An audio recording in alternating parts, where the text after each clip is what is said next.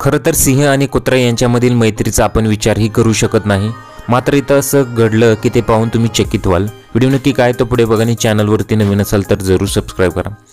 सिंहाने आपल्या शिकाराशी मैत्री केली आहे। सोशल मीडियावर सध्या असाच एक व्हिडिओ समोर आलेला आहे। एका मोकळ्या मैदानात एक कुत्रा उभा असल्याचे तुम्ही व्हिडिओमध्ये पाहू शकता, जणू तो कोणाची तरी वाट पाहत आहे। पण तेव्हाच एक प्रचंड आकाराचा सिंह तिथे येतो।